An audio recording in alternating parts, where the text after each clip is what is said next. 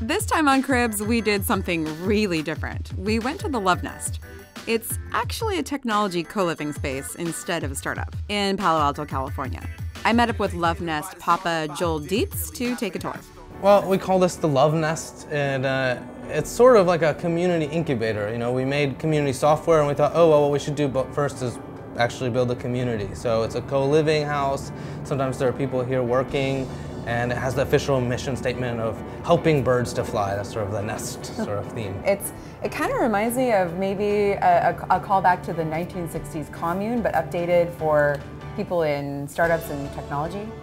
You could say that. You know, I think there's a lot of things in which the people who are really into decentralized technology have sort of these utopian ideas of here's how we want society to be, and they're dedicating a lot of time and energy to making those things reality. So what's going on over here? It looks like we have some people working from home.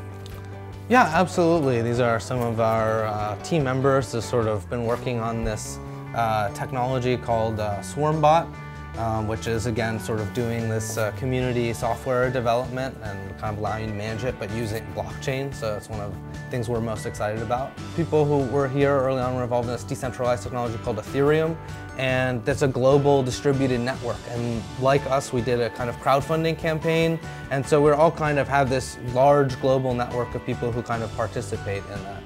And then sometimes some of them come through. Like last night, we had someone who was here for a conference on the future of governance, and he, you know, stayed on one of our beds. It's a little Burning Man, a little startup incubator, and friends and co-founders and what the house calls tech nomads gather to work and play in the house's many rooms.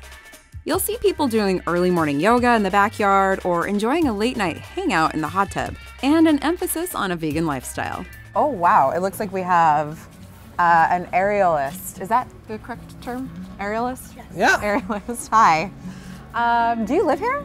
I do live here. Okay, wow. So it's not just people working on Bitcoin and decentralization that live here then? Yeah, no, absolutely not. I mean, I think we've always had this like larger vision of building community, and I was working on community projects before that, and so that's, you know, I think core to our DNA. And we attract a lot of like artistic type people who are kind of doing, we have like a house band, you know, we have like lots of little interesting projects going on. What percentage of people living here are working on a startup or are involved in the startup world?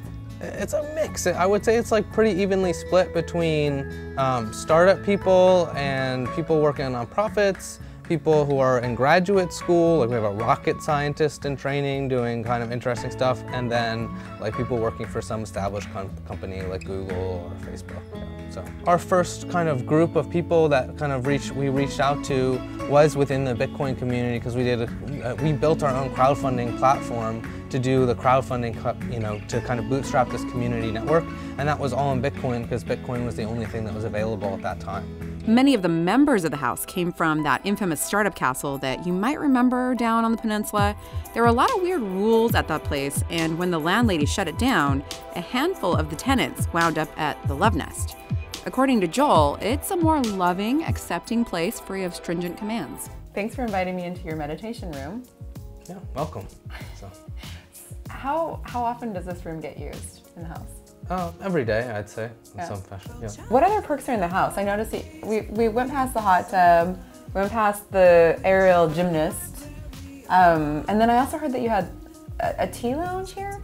Yeah, we have a tea lounge that's set up and kind of art kind of space for people to, you know, make art, and that gets quite a lot of use as well. And we have like several people in the house who are musicians, so there's like very often you come here in the evening and it'll be kind of late night kind of jamming and, you know, laying down some beats or whatever. So. Laying down some beats? Yeah. It's pretty cool. I also noticed that you had Elon Musk over your toilet in the bathroom. Is he like your folk hero in the house, or? I think, you know, we just have to look up to Elon Musk because he's above the toilet. I guess it's sort of, we force everyone to do that, whether or not they want to. Okay, that's fair enough.